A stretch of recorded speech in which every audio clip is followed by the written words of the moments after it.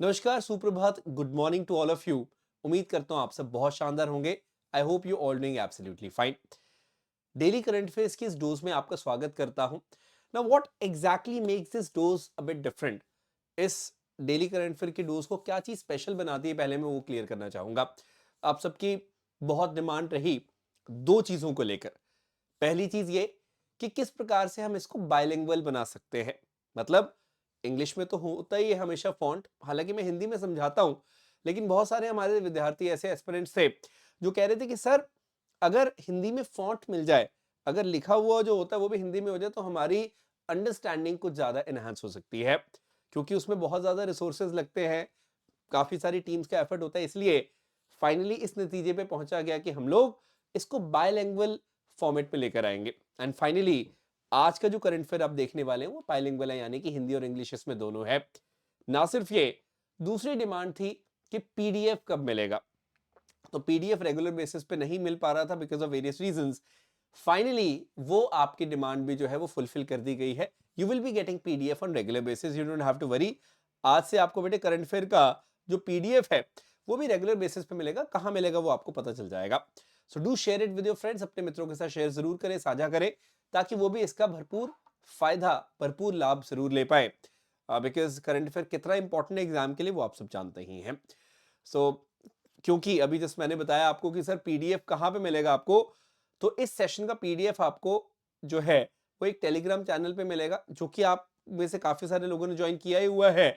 आकाश संदेव जी के बूस्टर नाम का टेलीग्राम चैनल है। You can scan this code and you can certainly join that easily. इस क्यूआर कोड को स्कैन करके भी आप उसको ज्वाइन कर सकते हैं। काफी सारी न्यूज आइटम्स हैं। वेनेजुएला के ग्लेशियर्स की बात की जाएगी, ईरान की बात करेंगे हम लोग, जो अभी एक्सीडेंट हुआ वहां के प्रेसिडेंट के जो निधन हुआ उसके बारे में हम लोग चर्चा करेंगे विस्तार से। कुछ स्पोर्ट्स की न्यूज की बात होगी, कुछ स्पेस की न्यूज की बात होगी, नेशनल जो एंटी टेररिज्म डे है उसकी भी हम लोग बात करेंगे। तो काफी इंटरेस्टिंग रहने वाला है पूरा का पूरा सेशन। सो प्लीज अंत तक बने रहें और अपने फ्रेंड्स के साथ शेयर जरूर करिएगा। कमेंट करके बताइएगा इस सेशन आपको कैसा लगा। सबसे पहली जो न्यूज है आपके समक्ष है, ये बहुत इंपॉर्टेंट है। और ये न्यूज ऑफ कोर्स, यहां पे हमें पता है कि निधन हो गया है राष्ट्रपति इब्राहिम राइसी का, लेकिन व्हाट नेक्स्ट के ऊपर ये न्यूज के ऊपर ज्यादा फोकस है, मैं उसके ऊपर ज्यादा फोकस यहां पे करना चाहूंगा। ऑफ कोर्स उस एक्सीडेंट के ऊपर भी हम लोग बात जरूर करेंगे।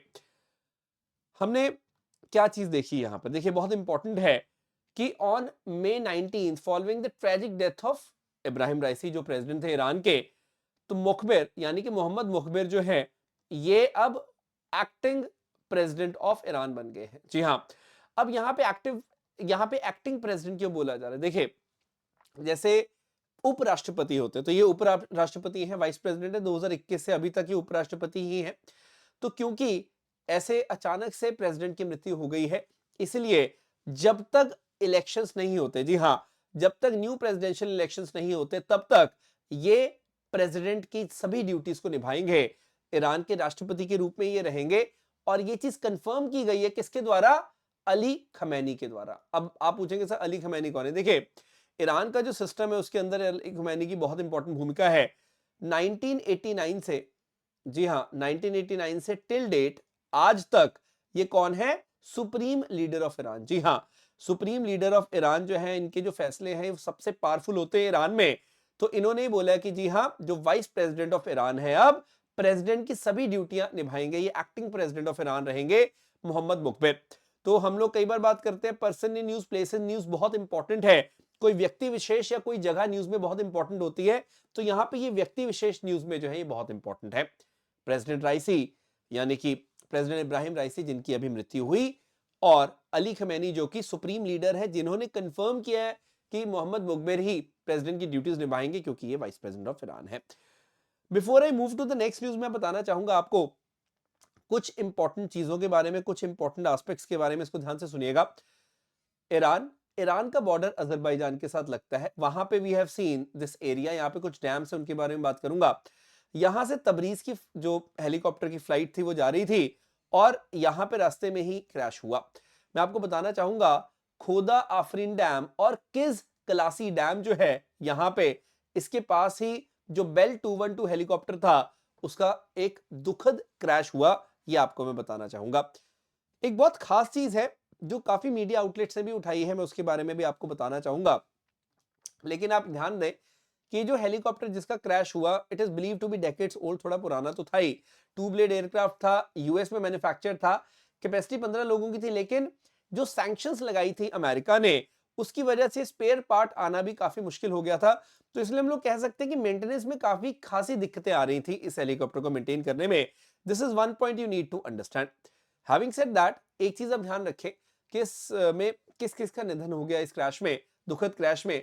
ईरान के प्रेसिडेंट इब्राहिम राइसी सब जानते हैं, लेकिन उसके साथ साथ उनके विदेश मंत्री यानी कि हुसैन अमीर जो अब्दुल्लाहियन है, उनकी भी मृत्यु हुई। ईस्ट अजरबैजान के गवर्नर और जो Friday prayer leader of Tabriz हैं, अयतुल्ला अल हशेम, ये चार बहुत प्रोमिनेंट लोग हैं जिनको अपनी जान से हाथ धोना पड़ा। मैं बताना चाहूंगा कि ईरान से भारत के रिलेशन अच्छे हैं। ये पिक्चर भी उस चीज के बारे में बताती है, हमारे प्रधानमंत्री कैसे प्रेसिडेंट ऑफ ईरान के साथ यहाँ पे पिक्चर में आपको देखने को मिल रहे हैं। That is very much important. इसके आफ्टरमाथ क्या हुए, इसको आप ध्यान से देखें। इंडिया ने डिक्लेयर किया बेटे 1 डे ऑफ नेशनल मॉर्निंग। ये बहुत बड़ी बात है कि 21 तारीख को, मतलब कल जो दिन था, इसमें हमने देखा कि Indian flag was at half mast. जी हाँ, जो नेशनल फ्लैग है, it was flown at half mast, और कोई भी ऑफिशियल एंटरटेनमेंट नहीं हुआ, यानी कि आधिकारिक मनोरंजन नहीं हुआ पूरा दिन। 21 मई का जो दिन था, उस दिन हमने देखा कि हमने एक शोक मनाया है इसके लिए, मतलब एक तरह से उनको रिस्पेक्ट देने के लिए, श्रद्धांजलि देने के लिए। इनफैक्ट श्रीलंका ने भी जो एक मॉर्निंग है उसको डिक्लेयर किया था। तो ये बताता है कि कितना ज्यादा हमने इस पूरी जो इंसिडेंट हुआ है उसको सीरियसली लिया है। This is one point you need to understand. I hope it's clear. अगली न्यूज आइटम पे बेटे हम चलेंगे। अगली न्यूज आइटम के लिए मैं आपको लेकर चलूंगा साउथ अमेरिका। वेनेजुएला नाम का एक देश है जिसकी कैपिटल है कराकास। आपने इसके बारे में सुना होगा। इधर कोलंबिया है, नीचे ब्राजील है, गुयाना भी इसको नेबर करता है, अटलांटिक ओशन के तट पे बेसा हुआ है ये देश वेनेजुएला, ऑयल रिच नेशन। लेकिन यहाँ पे ऑयल की बात नहीं करना चाहूंगा। वेनेजुएला की हम जब बात करते हैं, यहाँ पे कुछ कुछ ग्लेशियर्स थे, काफी सारे ग्लेशियर्स पिघल चुके थे, और लास्ट जो ग्लेशियर है उसको भी यहां पर देखा जा रहा है कि ऑलमोस्ट पिघल गया। तो Venezuela is going to become the first country to lose all glacier. ये बहुत बड़ी बात है, इसको आप ध्यान में रखें कि ये कोई छोटी न्यूज नहीं, बहुत बड़ी न्यूज है। तो once it was home to 6 glacier, जो एंडीज माउंटेन के 6 ग्लेशियर थे यहाँ पे, लेकिन हमने देखा कि यहाँ पे 5 ग्लेशियर तो 2011 तक ही गायब हो गए थे, और जो लास्ट ग्लेशियर बचा हुआ था यहाँ पे वेनेजुएला के इस वाले पार्ट में, अगर आप ध्यान से देख पाए, यहाँ पे मैंने मैप में प्लॉट भी किया हुआ है, तो हमबोल्ट ग्लेशियर की मैं यहाँ पे बात करना चाहता हूं। उसकी भी रैपिड मेल्टिंग से सब लोग परेशान थे, जो कि ऑलमोस्ट अब गायब हो चुका है। This is very important thing we need to understand. तो वेनेजुएला के सभी ग्लेशियर यानी कि हिमनद जो है, ये खोने वाला पहला देश जो है ऑलमोस्ट बन गया है। We need to understand that. और ये एक कंसर्न है वेनेजुएला के लिए नहीं, पूरी दुनिया के लिए, ये मैं आपको बताना चाहूंगा। तो सबसे पहले आप ये ध्यान दें, इस ग्लेशियर का एक और नाम है जिसको हम बोलते हैं ला कोरोना ग्लेशियर। तो हमबोल्ट ग्लेशियर बोल दो, ला कोरोना ग्लेशियर बोल दो, ये क्वेश्चन आपको आ सकता है कि कहां पर हम इसकी बात करते हैं वेनेजुएला। ग्लेशियर बेसिकली है क्या? तो glacier is a large mass of perennial ice that originate on the land by recrystallisation of snow, या फिर कोई भी और सॉलिड प्रेसिपिटेशन हुई हो, उसकी वजह से हम लोग देखते हैं इसका जो बनना होता है। अगर आप हिंदी में समझना चाहते हैं, तो बारहमासी बर्फ का कोई बड़ा द्रव्यमान है जो बर्फ या ठोस वशों के अन्य रूप से हम लोग देखते हैं उत्पन्न होता है, ये आपने ध्यान में रखना है। So this is one point we have to understand. Is that clear? तो इसमें तो कोई दिक्कत नहीं है किसी को भी, ये बहुत ज्यादा इंपॉर्टेंट है जी। तो we have to understand this point कि भाई कई वर्ष बाद ये बनता है। जैसे कई ऐसी स्नो होती है जो कभी पिघलती ही नहीं है, तो उसके बाद हम लोग देखते हैं इसका बनना होता है।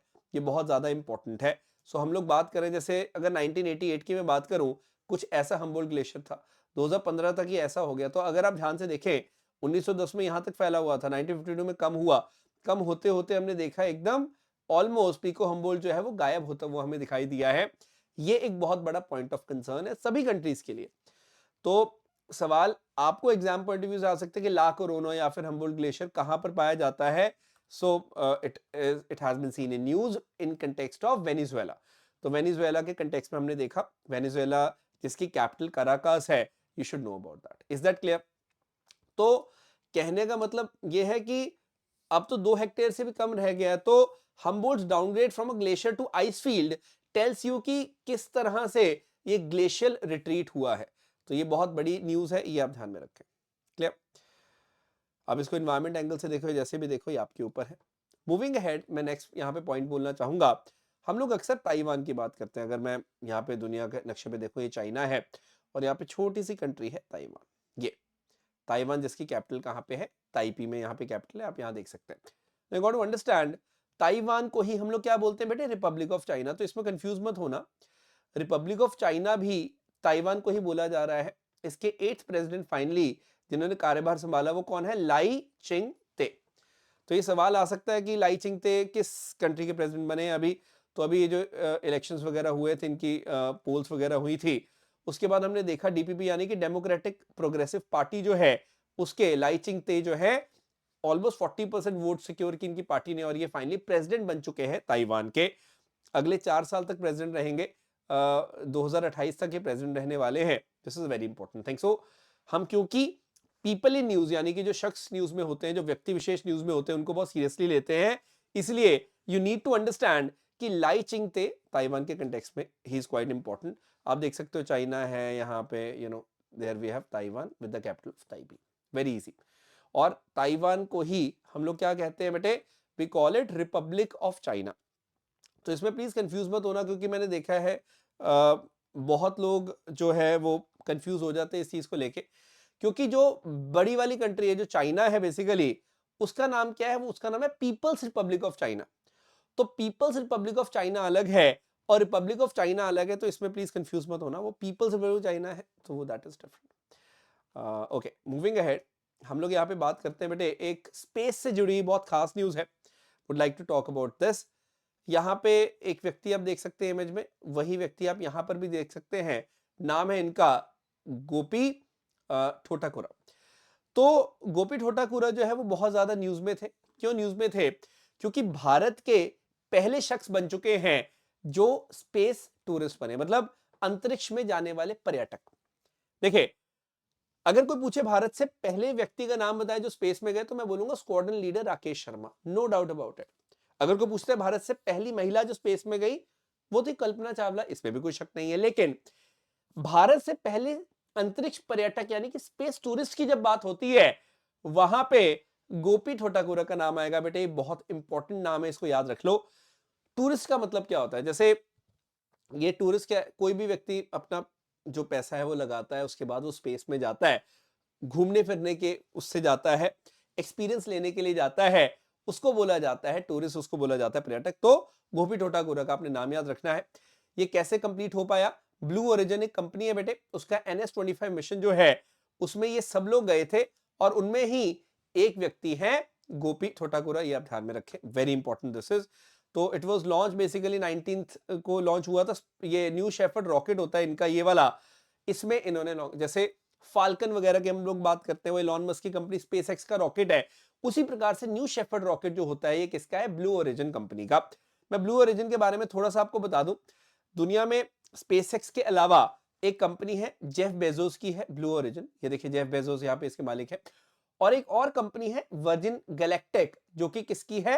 रिचर्ड ब्रेंसन की। जी हाँ, इस चीज को प्लीज आप ध्यान में रखिएगा, that is very much important. मैं थोड़ा सा ऑफ द स्क्रीन चला जाता हूं ताकि आपको ये बता पाऊं। तो सन 2000 में जेफ बेजोस ने इस कंपनी को बनाया था ब्लू ओरिजिन को, और उसके 4 साल बाद मतलब 2004 में वर्जिन गैलेक्टिक को बनाया था रिचर्ड ब्रेंसन ने। इस चीज को आप याद रखिएगा, very important point this is. Having said that, इसी फ्लाइट में हमने देखा एक और व्यक्ति को, और उनका नाम है एड ड्वाइट। तो ये जो टूरिस्ट, मैंने यहाँ पे गोपी ठोटाकुरा की तो बात की, एड ड्वाइट जो है वो क्यों न्यूज में थे उनके बारे में बताना चाहता हूं मैं। इनकी जो एज है बेटे, उम्र जो है इनकी, वो है 90 वर्ष। तो he is the oldest person to fly in the space. जी हाँ, इनकी भी पहली अंतरिक्ष उड़ान थी एड ड्वाइट की। तो अगर आप ओल्डेस्ट व्यक्ति की बात करते हो, सबसे ज्यादा उम्र वाले व्यक्ति की बात करते हो स्पेस में जाने की जब हम बात करते हैं, दैट इज एड ड्वाइट। तो आप प्लीज उस कंटेक्स्ट से इस चीज को जरूर याद रखेगा।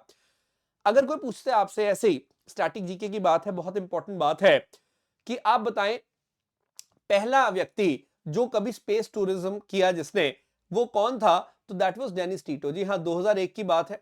सोयूज टीएम रॉकेट में, स्पेसक्राफ्ट में स्पेस पर्यटन करने के लिए डेनिस टीटो गए थे। ये अमेरिकन ही है, व्यवसायी हैं, वहां के बहुत बड़े बिजनेसमैन है, बिजनेस टाइकून है। तो आपको ये पता होना चाहिए कि फर्स्ट स्पेस टूरिस्ट अगर कोई पूछे आपसे तो आप नाम लोगे डेनिस टीटो का, ठीक है। लेकिन अगर कोई पूछे भारत से पहला स्पेस टूरिस्ट तो आप नाम लोगे गोपी ठोठागुरा का। प्लीज आप इस चीज को कंफ्यूज मत करना। दुनिया के पहले स्पेस टूरिस्ट ये हैं, 2001 में वो तो चले गए थे, लेकिन भारत के पहले स्पेस टूरिस्ट जो हैं वो यहां पर आपको देखने को मिल रहे हैं। I hope this point is absolutely clear. और जहां तक मैं बात करता हूं इसी फ्लाइट में जो गए एड ड्वाइट, वो क्या है, सबसे ज्यादा उम्र के व्यक्ति जो कि स्पेस में गए। अब मैंने आपको स्पेस कंपनी के बारे में बता दिया, ब्लू ओरिजिन से जो गए हैं, जेफ बेजोस की कंपनी है, न्यू शेफर्ड रॉकेट से गए ये वाले। और मैंने वर्जिन गैलेक्टिक के बारे में बताया। स्पेस एक्स के बारे में तो सब लोग जानते ही हैं, एलॉन मस्क की कंपनी है, तो उसके बारे में ज्यादा बात नहीं करूंगा। नेक्स्ट न्यूज आइटम पे चलते हैं बेटे। ज्यादा इसमें मतलब बहुत ज्यादा टफ नहीं है ये न्यूज आइटम, बहुत इजी है। It is about Italian open, tennis का एक टूर्नामेंट, बहुत शानदार इटालियन ओपन हुआ। यहाँ पे जर्मनी के अलेक्जेंडर ज़ेवरेव जीते मेन सिंगल, और वुमेन्स के अंदर सिंगल जीती है ईगा स्विएटेक जो कि पोलैंड की है। यहाँ पे हिंदी में भी ये चीज लिखी है, दीज आर द चैंपियंस। अभी ये जस्ट कंक्लूड हुआ टूर्नामेंट, ये आप ध्यान में रखिएगा। हालांकि ये ग्रैंड स्लैम्स का पार्ट नहीं है, of course this is not a part of the grand slams, मैं इतना क्लियर करना चाहता हूं। क्योंकि जब हम ग्रैंड स्लैम्स की बात करते हैं, टेनिस के ग्रैंड स्लैम्स की बात करते हैं, तो 4 ही ग्रैंड स्लैम्स होते हैं। जनवरी के महीने में मेलबर्न में होता है ऑस्ट्रेलियन ओपन, ठीक है, ये 1905 से हो रहा है, 100 साल से भी पुराना है ऑफ कोर्स। फ्रेंच ओपन होता है मई जून में, जून जुलाई में विंबलडन होता है, और यूएस ओपन होता है अगस्त सितंबर में। जो विंबलडन तो लंदन के पास ही होता है यूके में, फ्रेंच ओपन पेरिस में होता है, और यूएस ओपन न्यूयॉर्क सिटी में होता है, इस चीज को याद रखिएगा। तो ये टेनिस ग्रैंड स्लैम कितने होते हैं एक वर्ष में, 4 ग्रैंड स्लैम्स होते हैं। एक ऑर्डर के अंदर मैंने यहाँ पे लगा दिए हैं, Australian Open, French Open, Wimbledon और US Open, so that you have a good deal of idea about this. ये एक स्टैटिक जीके की नॉलेज है जो कि मैंने आपको दी। मूविंग अहेड हम बात करते हैं बेटे, अभी बैडमिंटन का एक टूर्नामेंट हुआ था बहुत शानदार, थाईलैंड ओपन। तो इसके अंदर भारत की जो इस समय चैंपियन जोड़ी है, सात्विक साईराज रंकीरेड्डी और चिराग शेट्टी ने धूम मचा दी यहाँ पे, और इन्होंने मेंस डबल के अंदर जीत प्राप्त की है। बहुत ज्यादा उम्मीदें इनसे ओलंपिक्स के लिए भी, तो कीप योर फिंगर्स क्रॉस्ड कि ओलंपिक में भी गोल्ड मेडल इनसे हमें चाहिए। तो थाईलैंड ओपन में इन्होंने बहुत शानदार प्रदर्शन किया। मतलब इस समय मेंस डबल में कोई भी टूर्नामेंट हो उसमें भारत छाया हुआ है because of efforts of these two, ठीक है। तो ये ध्यान में रखिएगा, ये आपने इनका नाम याद रखना है, ठीक है। आगे बढ़ते हैं। नाउ मूविंग अहेड बेटे, हम बात करते हैं कल यानी कि 21 तारीख थी। कल एक बहुत महत्वपूर्ण दिवस था, मई 21 जो था, it mark 33rd death anniversary of India's former prime minister. तो भारत के प्रधानमंत्री रह चुके हैं, यंगेस्ट प्राइम मिनिस्टर रह चुके हैं, और इसी दिन 1991 में 21 मई के दिन इनका असैसिनेशन हो गया था। तो इसीलिए इसी दिन हम लोग नेशनल एंटी टेररिज्म डे को ऑब्जर्व करते हैं। जी हाँ, राष्ट्रीय आतंकवाद विरोधी दिवस 2024 हमने 21 मई के दिन ऑब्जर्व किया। बस इतना ध्यान में रखिएगा, हम इस दिन क्यों इसको मतलब मनाते हैं या कहूं ऑब्जर्व करते हैं, सो दैट हम जानकारी दे पाए सबको कि टेररिज्म जो है वो कितनी खतरनाक चीज है, हमें किस तरह से टेररिज्म से बच के रहना चाहिए। ये एक बहुत बड़ा पॉइंट आपको ध्यान में रखना है। तो कई बार आपको ये क्वेश्चन आ सकता है कि कब मनाते हैं या कब ऑब्जर्व करते हैं हम लोग ये दिन को, 21 मई को करते हैं। और why do we do that, क्यों करते हैं, वो भी मैंने आपको आंसर दे दिया, क्योंकि इस दिन हमारे एक पूर्व प्रधानमंत्री की असैसिनेशन हुई थी। उस समय वो मतलब उस समय वो प्राइम मिनिस्टर नहीं थे जब उनकी असैसिनेशन हुई, लेकिन मतलब यहाँ पे what is more important is कि एक इतना बड़ा ये जो हादसा हुआ, उसके ऊपर ही हम लोग पूरा इस दिन को ऑब्जर्व करते हैं ताकि एक बड़ा मैसेज दे पाए। So I hope this point is absolutely clear to you guys. And again I would like to remind you, अगर आपको इस सेशन की पीडीएफ चाहिए रिवीजन के लिए तो आकाश चंदेव जीके बूस्टर को ज्वाइन जरूर कर लें। ऑफ कोर्स उससे आपको रेगुलर पीडीएफ मिलते रहेंगे, लिंक्स मिलते रहेंगे, आप इसको स्कैन कर सकते हैं। This is the Telegram channel, as you can see, search कर सकते हैं आप इस टेलीग्राम चैनल को, या फिर आप यहाँ पे स्कैन कर सकते हैं इसको, इजिली आप वहां पे पहुंच जाएंगे। So that's very much it for now. I hope you have enjoyed the session. उम्मीद करता हूँ आपने बहुत कुछ सीखा, बहुत कुछ जाना। That's very much it from my side. All the very best. Take care. Have a great day. जय हिंद, जय भारत।